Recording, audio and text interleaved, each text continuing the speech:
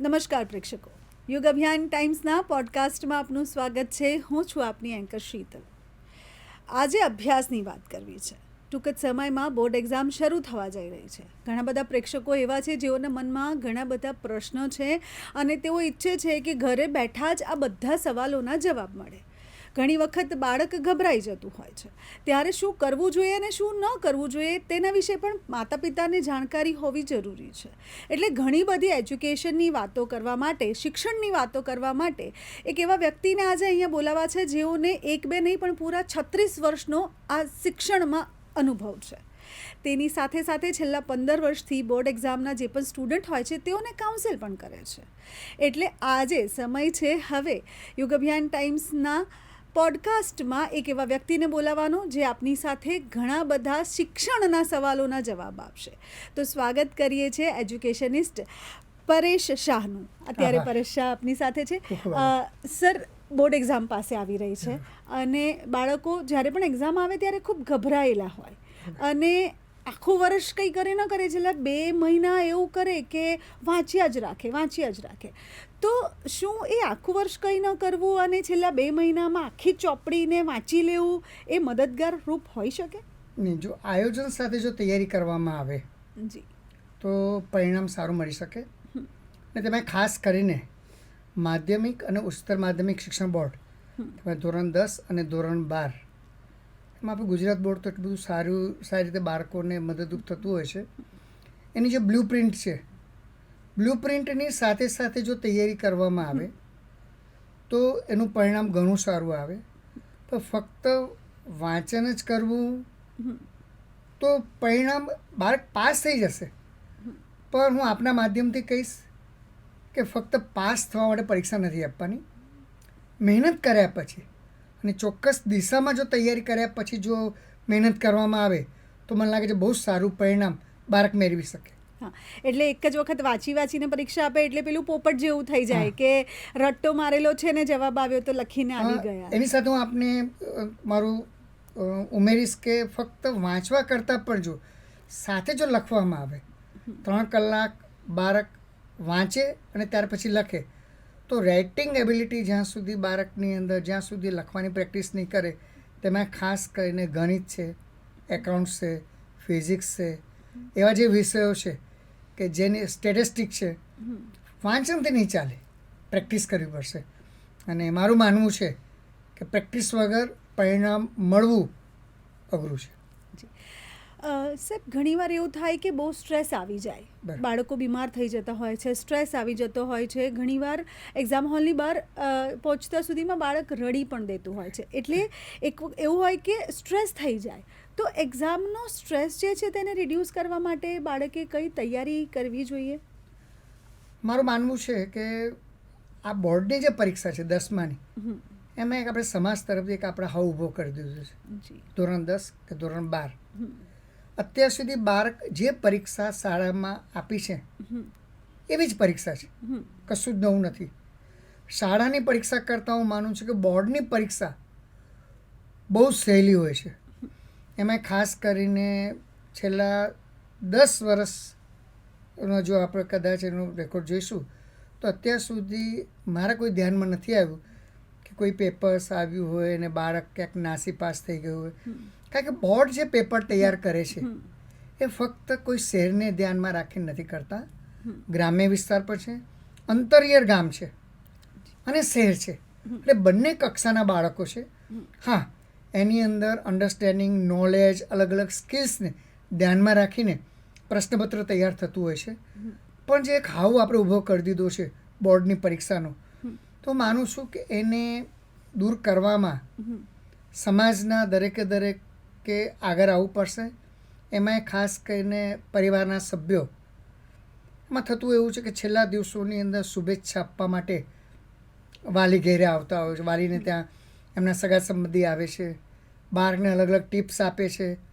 અને તેમાં 10માનું બાળક તો હજી એટલું મેચ્યોર પણ નથી, પ્રથમ વખત પરીક્ષા આપી રહ્યું છે. એને લાગે છે કોઈ મોટા યુદ્ધના મેદાનની અંદર બાળક જઈ રહ્યું એવું એક એને આભાસ થાય છે. એટલે મારું માનવું એવું છે કે બાળકના આપણે ગાર્ડ બનવાને બદલે પેરેન્ટ્સ તરીકે ગાઈડ તરીકેનો જો રોલ આપણે નિભાવીએ તો પરિણામ ઘણું સારું આવી શકે. જી, જેમ આપણે કીધું કે ઘણા બધા લોકો બાળકને એવું ફીલ કરાવી દે કે ખબર નહીં કઈ જંગ ઉપર જઈ રહ્યું છે, તો એવા સમયે જે વિદ્યાર્થીઓ છે તેઓએ પોતાના સેલ્ફ એસેસમેન્ટ માટે શું કરવું જોઈએ, કે પોતાનું મનોબળ વધારવા માટે કઈ રીતની કાળજી પોતાની સાથે લેવી જોઈએ? પહેલાં તો મારું માનવું છે કે અલગ અલગ સ્કિલ્સની અંદર ધ્યાન બહુ જરૂર છે. 2 મિનિટ 5 મિનિટ આંખ બંધ કરીને બેસો, મૌન સ્થિતિની અંદર. અને બને ત્યાં સુધી હું માનું છું કે આ જૈન જીનો સમય છે અને આજનું જે બાળક છે એ એટલું બધું હોશિયાર છે. કદાચ મેં 79ની અંદર એક્ઝામ આપી, 1979ની વાત કરું છું, 10મા ધોરણમાં. તે સમયની અંદર અમે એવી રીતે પરીક્ષા આપતા હતા કે પહેલું પેપર 10:30 શરૂ થાય, 1-1:15 વાગે પૂરું થાય. બીજું પેપર પાછું ફરીથી 3 વાગે શરૂ થાય, 6 વાગે પૂરું થાય. 3 દિવસમાં તો પરીક્ષા પૂરી થઈ જતી હતી. હવે તો પરિસ્થિતિ બોર્ડે બહુ સરસ બાળકને કેન્દ્રમાં રાખીને તૈયાર કર્યું છે, કે વિદ્યાર્થીને સેન્ટરમાં રાખીને આખી પરીક્ષા પદ્ધતિ તૈયાર થઈ છે. દરેક પેપર્સની વચ્ચે 1 કે 2 દિવસની રજા હોય છે, સમયગાળો હોય છે. પેપરને એવી રીતે ગોઠવવામાં આવે છે કે એવું ના કે બધા પેપર સહેલા કે અઘરા કે. અને હું માનું છું ત્યાં સુધી આજની આ પરિસ્થિતિની અંદર માતા પિતા અને સમાજની સૌથી મોટી ભૂમિકા છે કે બાળકને ઘેરથી જ આપણે એવી રીતે તૈયાર કરીએ કે બાળક ક્યાંય હતાશ ન થાય. માતા પિતાની ભૂમિકા એવી છે કે તમે બાળકને સપોર્ટ કરો, અને કોમ્યુનિકેશન સ્કિલ્સ બહુ જરૂરી છે. માતા પિતા જો બાળક સાથે વાતચીત કરશે તો એનું મન પણ હલકું થઈ જશે, હળવું થઈ જશે, અને પ્રશ્નોનું નિરાકરણ ઘરમાંથી જ મળી જશે. જી, જેમ આપણે કહ્યું કે હવે આ પણ એવી જ એક્ઝામ છે જેવી આપણે દર વખતે આપીએ છીએ, ખાલી સેન્ટર બદલાય છે એટલે બાળક પોતાના શાળાની જગ્યાએ બીજી કોઈ શાળામાં જઈને પરીક્ષા આપે છે, એના સિવાય બીજું કંઈ નથી. પણ તે છતાંય બાળકો ઘણી વખત ગભરાતા હોય છે. તો બાળકોએ એક્ઝામ હોલમાં જતાં પહેલાં કયા કયા પ્રકારની તૈયારી કરવી જોઈએ જેથી કરીને એક્ઝામ હળવી રહે અને ત્યાં કંઈ ભૂલી ગયા છે કે ગભરાઈ ગયા છે તેઓનું મનોબળ ન રહે? બહુ સરસ પ્રશ્ન છે તમારો. ને આ પ્રશ્ન હું માનું છું ધોરણ 10 અને ધોરણ 12 બંને વિદ્યાર્થીઓ માટે જરૂરી છે. પહેલાં તો હોલ ટિકિટ 15 દિવસ પહેલાં બાળકને મળતી હોય છે શાળામાંથી. હોલ ટિકિટ જ્યારે પણ મળે ત્યાં એનું પૂરેપૂરું ચકાસી લો. નામ, જન્મ તારીખ, વિષય તમે જોઈ લો, તમે જે વિષય પસંદ કર્યા છે એમાં ખાસ કરીને ધોરણ 10ના વિદ્યાર્થીઓ છે એની અંદર મેથ્સ, એની અંદર બેઝિક અને સ્ટાન્ડર્ડ બંને આવશે. તો જોઈ લો કે તમે જે ગણિત પસંદ કર્યું છે એ જ છે ને હોલ ટિકિટમાં. ત્યાર પછી આવે છે સંસ્કૃત અને હિન્દી. આ બેમાંથી તમે જે વિષય પસંદ કર્યો હોય તે જ છે. કોમ્પ્યુટર વિષયની પરીક્ષા શાળામાંથી લેવાય છે, તો શાળામાંથી જે તારીખે પરીક્ષા થઈ હોય ત્યાં જે ટીચર્સ છે એની સિગ્નેચર, હોલ ટિકિટની અંદર પ્રિન્સિપલ્સનું સ્ટેમ્પ, એની સિગ્નેચર. અને ખૂબ જ મહત્ત્વની બાબત, આ ડોક્યુમેન્ટ્સ એવું છે એને સાચવવાનું છે પણ લેમિનેશન નથી કરાવવાનું. ઘણી વખત એવું થાય છે કે વિદ્યાર્થી જેવી જ હોલ ટિકિટ મળી જાય છે તો તેને લેમિનેટ કરી દે છે. હા, લેમિનેટ કરી દો તો સૌથી મોટી તકલીફ એ પડે કે જ્યારે તમે એક્ઝામ હોલમાં જાઓ છો ત્યારે જે ક્લાસના બ્લોક સુપરવાઇઝર છે એને એના આન્સર શીટ નંબર અને એની સિગ્નેચર કરવાની છે. હવે સીટ નંબર અને સિગ્નેચર કરવાનું આવે ને હોલ ટિકિટ લેમિનેટ થઈ ગઈ હોય તો નહીં થઈ શકે. બહુ બધા પ્રશ્નો ઊભા થાય છે. તો આપના માધ્યમથી હું વિદ્યાર્થીઓને કહીશ કે હોલ ટિકિટને સાચવવાની જ કરું તો પ્લાસ્ટિકના ફોલ્ડરમાં મૂકી દો. હોલ ટિકિટ જ્યાં સુધી તમારી પરીક્ષા પૂર્ણ ન થાય, હું તો કહું જ્યાં સુધી પરિણામ ના આવે, પરિણામ આવી જાય ત્યાં સુધી હોલ ટિકિટને સાચવવી પડશે. એટલા માટે કે એની અંદર તમે જે એક્ઝામ આપી છે એમાં બ્લોક સુપરવાઇઝરની સહી છે, એની અંદર જે આન્સર શીટ છે એનો નંબર છે. તો જ્યારે તમારે રીચેકિંગ કરાવવાનું થશે અથવા ઘણી વખત એવો પ્રશ્ન ઊભો થાય, તમે તો એક્ઝામ આપી છે અને રિઝલ્ટમાં એબસન્ટ આવ્યું કોઈ કારણસર ટેકનિકલ, તો હોલ ટિકિટ તમારી પાસે પુરાવો છે કે જેમાં બ્લોક સુપરવાઇઝરની સહી છે કે તમે પરીક્ષા આપી છે. તો આપણા માધ્યમથી હું વિદ્યાર્થીઓને કહીશ કે હોલ ટિકિટને છેલ્લા દિવસ સુધી સાચવી રાખો. હોલ ટિકિટ સાચવવા માટેની બહુ જરૂરી એટલા માટે છે ઘણી વખત થાય છે વચ્ચે 2 દિવસનો સમયગાળો છે, હોલ ટિકિટ કપડાની અંદર હોય છે, મમ્મી વોશિંગ મશીનમાં મૂકી દે, હોલ ટિકિટ વોશ થઈ જાય, ઘણા બધા પ્રશ્નો ઊભા થાય. એવા સંજોગોની અંદર જેવી તમને હોલ ટિકિટ મળે એની 2 કે 3 ઝેરોક્ષ કઢાવી લો, પાસપોર્ટ સાઇઝના ફોટા એના પર લગાડી દો, અને બને તો જ્યારે લાસ્ટ મોમેન્ટ પર કંઈ જરૂર પડી, ખોવાઈ ગઈ અથવા કોઈ પરિસ્થિતિ ઊભી થઈ, સ્કૂલમાં જાઓ, પ્રિન્સિપલ્સની ફરીથી સહી કરાવો તો કોઈ વાંધો નહીં આવે. જી, જેમ આપણે કહ્યું કે હોલ ટિકિટ ખૂબ જરૂરી અને મહત્વની દસ્તાવેજ છે, છે. પણ એની સાથે સાથે પણ બીજી કઈ વસ્તુ લઈને જવું જોઈએ જ્યારે એક્ઝામ હોલમાં જઈ રહ્યા છે બાળકો, ત્યારે કઈ કઈ વસ્તુ સાથે રાખવી જોઈએ અને શા માટે રાખવી જોઈએ? અને પહેલાં તો તમારી પાસે જ્યારે હોલ ટિકિટ આવે છે ત્યારે તમે જોઈ લો કે જે શાળામાં તમારો નંબર છે, જ્યાં તમારી બેઠક વ્યવસ્થા, તમારા ધોરણ 10માં એવું થશે કે 2 અથવા 3 એક્ઝામ સેન્ટર બદલાય છે, તો 3 એક્ઝામ સેન્ટરથી પરિચિત થઈ જાઓ, તમારા ઘરથી કેટલું દૂર છે. અને મોટા શહેરોમાં તમે રહેતા હો તો ટ્રાફિકના પ્રશ્નો પણ આવતા હોય છે, તો બને ત્યાં સુધી 20 મિનિટ પહેલાં એક્ઝામ સેન્ટર પર પહોંચી જાઓ. એક્ઝામ સેન્ટર પર ગયા પછી એમાં પરિસ્થિતિ એવી છે કે શૂઝ અને ચપ્પલ એની સાથે નથી જવાનું, તો બને તો ત્યાં જે નિયમો છે એનું પાલન કરો. પારદર્શક પાણીની બોટલ લઈ જઈ શકો છો, કોઈ પેડ તમે જોડે નથી લઈ જઈ શકતા, કારણ કે મોસ્ટ ઓફ બધી શાળાઓની અંદર બેન્ચીસ સારી હોય છે.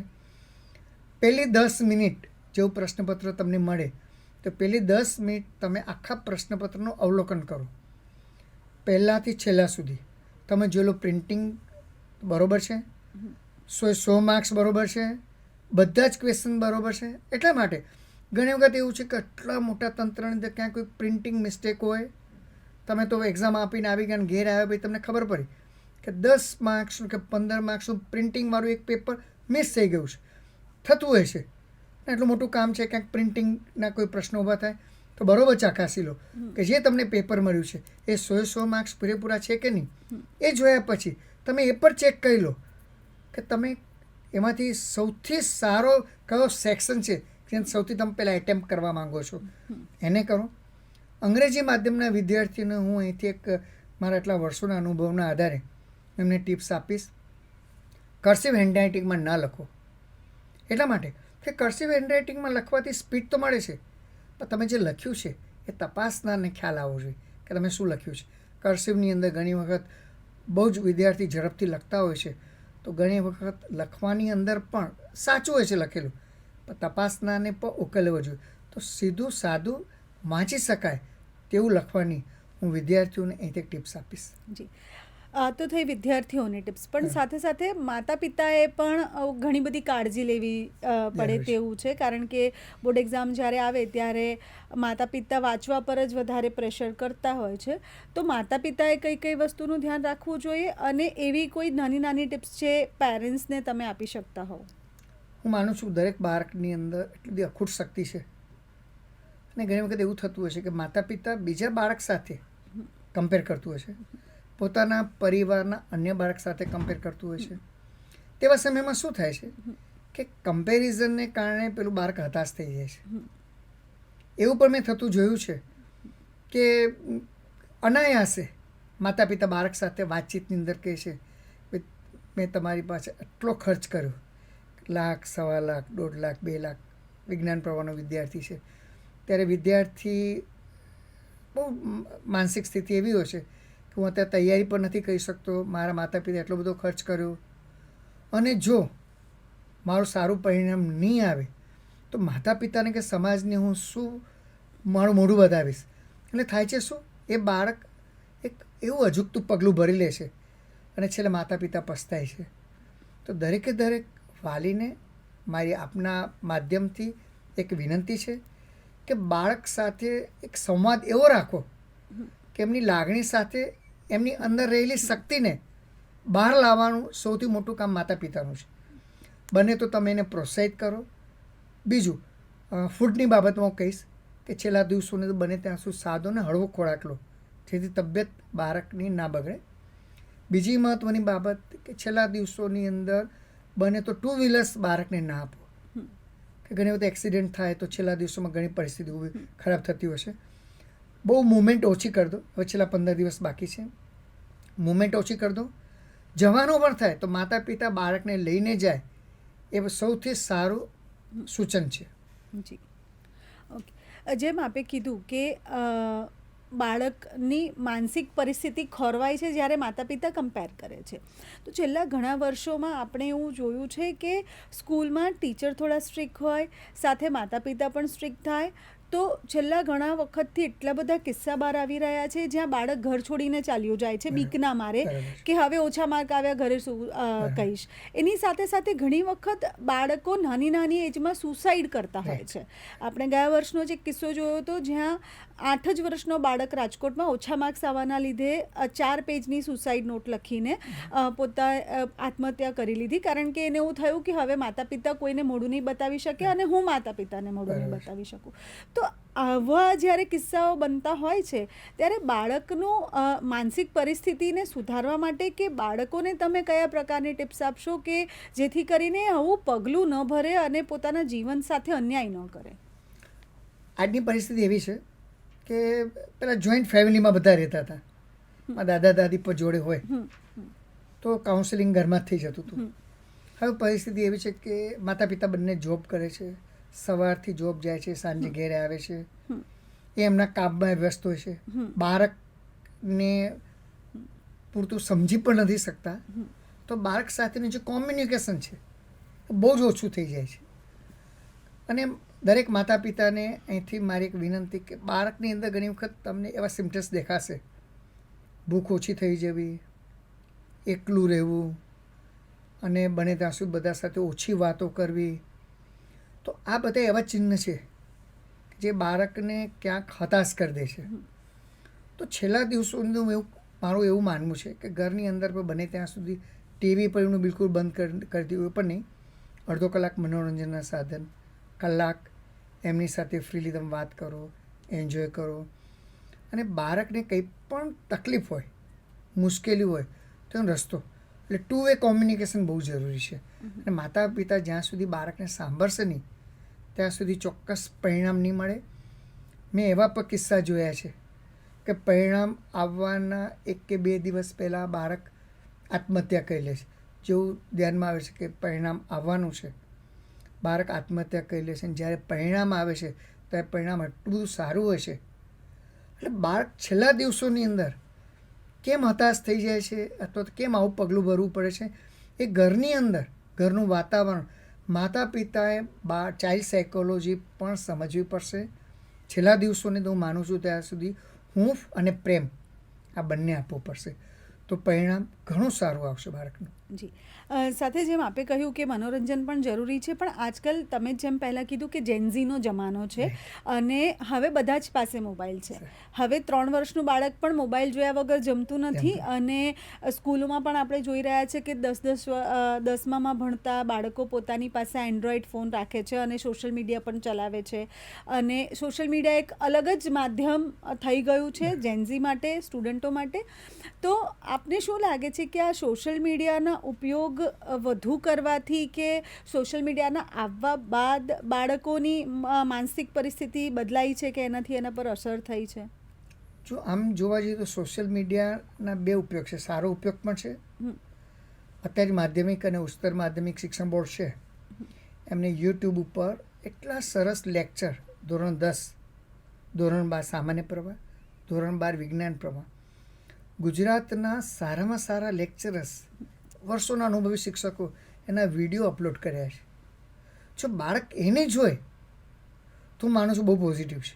પણ હા, ફક્ત સમય બગાડવા માટે રીલ્સ અથવા તો સમયનો ઉપયોગ સારી બાબતને બદલે વ્યર્થ જો થતો હોય તો હું આપના માધ્યમથી દરેકે દરેક પરીક્ષા આપતા વિદ્યાર્થીઓને એક વિનંતી કરીશ કે તમારી પાસે એક ગોલ્ડન ટાઈમ છે. આ સમયને એટલો સારી રીતે તમે એને ઉપયોગમાં લો. જ્યારે તમે ધોરણ 10 કે ધોરણ 12 અથવા તમે જ્યારે ભણીને બહાર આવશો ત્યાર પછી તમારી પાસે એટલો બધો સમય હશે ને કે તમારે ઉપયોગ, મોજ, મજા, મસ્તી કે તમારે જોવું હોય પણ ત્યારે તમે નહીં જુઓ, ત્યારે તમે મેચ્યોર થઈ ગયા હશો. અત્યારે મેચ્યોરિટીનો સમય છે. અત્યારે તમે સમજી જાઓ કે જે માતા પિતાએ તમારી પાછળ સમયનો ભોગ આપ્યો છે, આર્થિક રીતે તમારી પાછળ જે ભોગ આપ્યો છે, તો માતા પિતાનું પણ સાંભળો, શાળાના શિક્ષકોનું પણ સાંભળો. જે બાકીના 15-20 દિવસ છે એ વર્ષ બચાવવા માટે હું માનું છું કે 15 દિવસ બહુ જ મહત્ત્વના છે. એનો જો આયોજનપૂર્વક જો બાળક તૈયારી કરશે તો સારામાં સારું પરિણામ બાળક લાવી શકશે. સર, છેલ્લા એક બે હજુ પ્રશ્નો છે જે મગજમાં આવી રહ્યા છે. આમ તો એટલો મોટો વિસ્તારથી ચર્ચા થઈ શકે કે એવું છે. આપણે ખૂબ કલાકો સુધી ચર્ચા કરી શકીએ, પણ મહત્વનું એક એ પણ છે કે શિક્ષકોએ શું ધ્યાન રાખવું જોઈએ જ્યારે બાળક એક્ઝામ હોલમાં આવે છે, તે શિક્ષકોએ શું ધ્યાન રાખવું જોઈએ, સાથે સાથે જે શાળામાં બાળક ભણી રહ્યો છે ત્યાંના શિક્ષકોએ બાળકને કેવી સમજ આપવી જોઈએ જેથી કરીને બોર્ડ એક્ઝામ હળવી થઈ શકે. ધોરણ 10 અને ધોરણ 12ના જે શિક્ષકો છે કે જેમની સાથે બાળકો વર્ષોથી જોડાયેલા છે, 9, 10, 11, 12, મોટાભાગની શાળાની અંદર 4 વર્ષ સુધી તો બાળક એક શિક્ષક સાથે હોય છે. તો દરેક વિષય શિક્ષક, મારો જે અનુભવ છે કે વિદ્યાર્થીઓના સંપર્કમાં હોય છે. પણ અહીંથી બહુ મહત્ત્વની બાબત એ છે કે વિદ્યાર્થીઓએ પોતાના જે ડાઉટ્સ છે, પોતાને જે સમજ નથી પડી, તો શિક્ષકોનો સંપર્ક કરે તો બહુ સારું. બાકી શિક્ષક પણ બને ત્યાં સુધી વિદ્યાર્થીઓના સંપર્કમાં રહો અને એવા વિદ્યાર્થીઓના સંપર્કમાં રહો જે સ્લો લર્નર છે. હું નબળા શબ્દ નથી વાપરતો, સ્લો લર્નર, કે ભણવામાં ક્યાં કંઈ થોડા ધીરા છે. તો એવા વિદ્યાર્થીઓ માટે જો શિક્ષક, દરેક વર્ગની અંદર માંડ 10, 5, 7, 8 વિદ્યાર્થીઓ હોય, તેવા જે 8-10 વિદ્યાર્થીને શિક્ષક ઓળખી અને એમની સાથે જો સંવાદ સ્થાપે ફોન દ્વારા, એના માતા પિતા દ્વારા, છેલ્લે જો ટિપ્સ આપે, તો મને લાગે છે કે બાળકનું વર્ષ બચી જશે એવું મારું માનવું છે. બીજો પ્રશ્ન હતો કે વર્ગખંડની, એટલે કે જ્યારે એક્ઝામ હોલમાં બાળક જશે ત્યારે બહુ જ મહત્ત્વનું છે કે એક્ઝામ હોલની અંદર જ્યારે બાળક જાય છે ત્યારે સૌથી પ્રથમ એ બાળકને એક આન્સર શીટ આપવામાં આવે છે, એમને બારકોડ આપવામાં આવે છે, ખાખી સ્ટીકર આપવામાં આવે છે. તો આ બધું બાળક માટે પ્રથમ વખત હોય છે. ઘણી શાળાઓ એવી છે કે આ બધું શાળાની અંદર એડવાન્સની અંદર વિદ્યાર્થીઓને આની ટ્રેનિંગ આપતા હોય છે. પણ 5% સ્કૂલ એવી હશે કે જ્યાં ટ્રેનિંગ આપતી હશે, 95% સ્કૂલ એવી છે જ્યાં પૂરતું નહીં કરી શકતી હોય. તો વર્ગખંડમાં ગયા પછી બને ત્યાં સુધી આ બધું જ જે બ્લોક સુપરવાઇઝર છે એ જ એમને હેલ્પફુલ થતા હોય છે, એ જ કરતા હોય છે. પણ જે તમારે નંબર લખવાનો છે, સીટ નંબર, એ ચોક્કસ લખો, સચોટ લખો, સારા અક્ષરે લખો. એક ઉદાહરણ આપું કે ઘણા લાંબા આંકડાઓ તો લાખમાં નથી લખવાનું. દાખલા તરીકે 24, 24, 24, 24, 24, 24, 24, 24 આવી રીતે લખવાનું હોય છે, નહીં કે 24,000 એમ કંઈ જવાબ નથી લખવાનો હતો આન્સર શીટની અંદર પોતાની આગળ. તો આવી બધી સૂચનાઓ બ્લોક સુપરવાઇઝર આપતા હોય છે. પણ મહત્ત્વની બાબત એ છે કે જ્યારે પણ તમે બ્લોકમાં જાઓ છો ત્યારે CCTV હેઠળ પરીક્ષા આપો છો. CCTV તમને મોનિટરિંગ કરે છે. પરીક્ષા પૂર્ણ થયા પછી દરેક જિલ્લાની અંદર એને ખાસ જોવામાં આવે છે 3 કલાકનું, અને વ્યુવિંગ કરવામાં આવે છે. ક્યાંય પણ એવું લાગે કે બાળકે ક્યાંક ખોટું કરી રહ્યો છે, CCTVની અંદર જો સાબિત થાય તો મને લાગે છે કે એનું પરિણામ રોકી દેવામાં આવે છે. તો આપના માધ્યમથી કહીશ કે તમે કોઈને મદદ પણ નહીં કરતા, કોઈની મદદ લેશો પણ નહીં. જ્યારે પણ તમે બેસો જે સીટ ઉપર તો આજુબાજુ ચકાસી લો કે કોઈ કાગળનો ટુકડો કે બાકી કોઈ વસ્તુ પડી તો નથી ને. હોય તો એક્ઝામ શરૂ થતાં પહેલાં બ્લોક સુપરવાઇઝરને આપી દો, જેથી તમે નિર્દોષ છો અને કોઈ મુશ્કેલીમાં તમે મુકાઈ જાઓ તો તમે બચી જઈ શકશો. જી, સાથે સાથે ઘણા બધા અમારા વ્યુઅર્સ પણ છે જે આપને જોઈ રહ્યા છે અમારા પોડકાસ્ટના માધ્યમથી. તેઓમાં ઘણા બધા સ્ટુડન્ટ હોઈ શકે છે જે 10માની અને 12માની એક્ઝામ આપતા હોઈ શકે, યા તો ઘણા મા બાપ જોઈ રહ્યા હશે જે પોતાના બાળક માટે એક્ઝામની બોર્ડની તૈયારી કરતા હશે. તેવા લોકોને જતાં જતાં આપ શું મેસેજ આપવા માંગશો? પહેલાં તો યુગ અભિયાન ટાઈમ્સનો ખૂબ ખૂબ આભાર, કારણ કે સમાચારની દુનિયાની અંદર બાળકો માટે આ એક સમય ફાળવવો એ બહુ જ સારી બાબત છે. હું એને આવકારું છું. આપના માધ્યમથી, આપના ટીમ વતીથી, યુગ અભિયાન ટાઈમ્સ વતીથી વિદ્યાર્થીઓને અને વાલીઓને એક શુભેચ્છા આપું છું.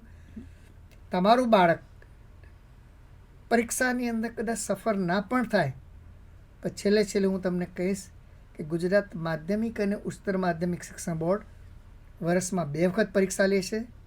કદાચ હમણાં પરિણામ આવે ને કદાચ નિષ્ફળ જશે તો જૂન જુલાઈની અંદર ફરીથી પરીક્ષા થશે, ફરીથી પરીક્ષા આપી શકશે અને એમાં સફળતા મેળવી શકશે. સફળ અને નિષ્ફળના બદલે બહુ જ મહેનત કર્યા સિવાય પણ જો આયોજનપૂર્વક જો પરીક્ષા આપવામાં આવે તો મને લાગે છે સફળતા મળશે. તો આ ખૂબ ખૂબ આભાર અને વિદ્યાર્થીઓને પણ ખૂબ ખૂબ શુભકામના. જી, તો આ હતા અત્યારે આપની સાથે એજ્યુકેશનિસ્ટ પરેશ શાહ, અને તેઓની સાથે વાત કરી કે એક્ઝામ હોલમાં શું તૈયારી કરવી જોઈએ, શું લઈને જવું, શું ન લઈને જવું, અને માતા પિતા ખાસ કરીને જે જોઈ રહ્યા છે તેઓને પણ વિનંતી કે પોતાના બાળક સાથે આવનારા દિવસોમાં કઠોર ન બનો, કારણ કે પરીક્ષામાં કદાચ એકવાર નપાસ થાય તો બીજી વખત પરીક્ષા આપવાનો ઓપ્શન છે. પણ જો કદાચ તમારું બાળક ડિપ્રેશનમાં આવીને કંઈ ખોટું પગલું ભરી લેશે તો એની માટે પછી તમારી પાસે કોઈ ઓપ્શન નહીં હોય. તો બાળકોને હળવાશની અને પ્રેમની જરૂર છે એવા સમયે.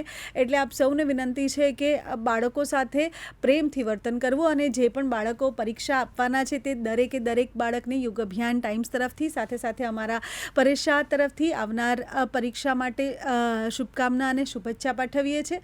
ફરી મળીશું નવા જ પોડકાસ્ટમાં એક નવા જ વિષય સાથે. ત્યાં સુધી મને વિદાય આપશો. નમસ્કાર.